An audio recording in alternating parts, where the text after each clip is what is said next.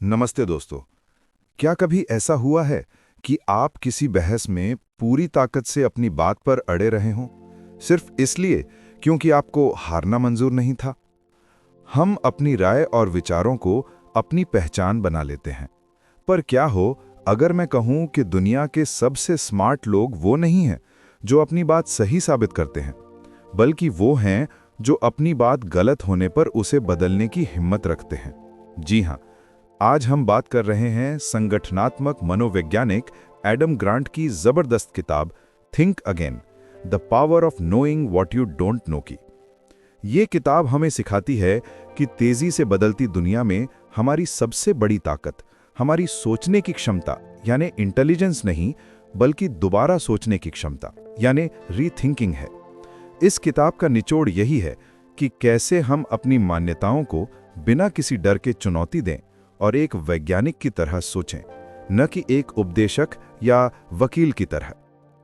तो चलिए इस किताब के पन्नों से अपने दिमाग को अपग्रेड करते हैं। सोचने के 3 तरीके हैं जो हमें अक्सर गलत रास्ते पर ले जाते हैं। उपदेशक यानी प्रीचर, जब हमारे पवित्र विचार खतरे में होते हैं तो हम उपदेशक बन जाते हैं जो अपनी मान्यताओं का प्रचार करता है।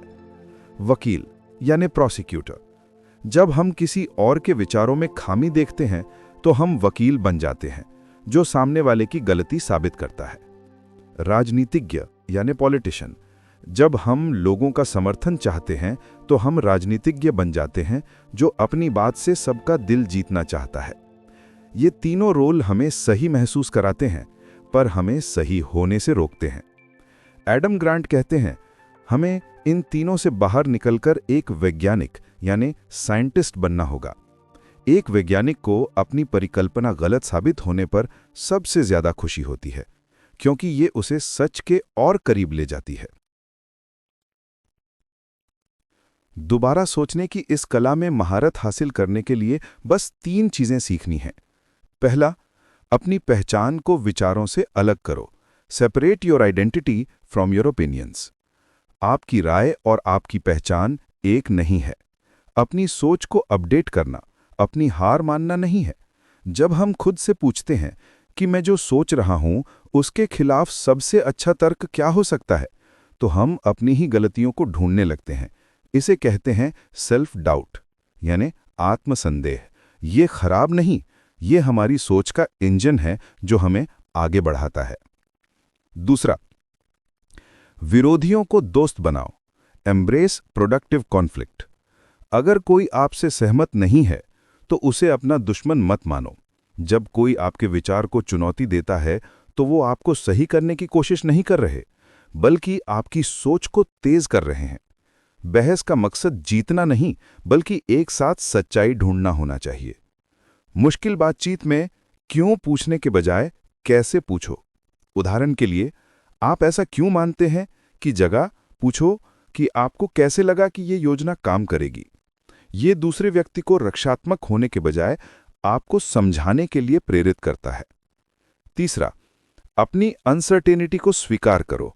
Champion your uncertainty. दुनिया में सबसे खतरनाक लोग वो हैं जो डनिंग-क्रूगल इफेक्ट के शिकार हैं, यानी उनके पास कम ज्ञान है लेकिन उन्हें लगता है कि वो सब जानते हैं। कामयाब और तेजी से सीखने वाले लोग हमेशा कहते हैं, मुझे लगता है पर मैं गलत हो सकता हूं। ये न सिर्फ विनम्रता दिखाता है, बल्कि सामने वाले को भी अपनी बात रखने के लिए प्रोत्साहित करता है। अपनी अनसर्टेनिटी को दिखाना आत्मविश्वास की कमी नहीं, बल्कि सीखने के प्रति आपका खुलापन है।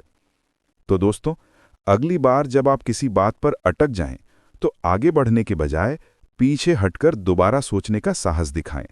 अपने विचारों को बदलने की ताकत अपने पास रखें। फैसला आपका है।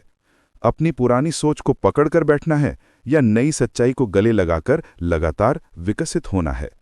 शुरुआत आज से करो।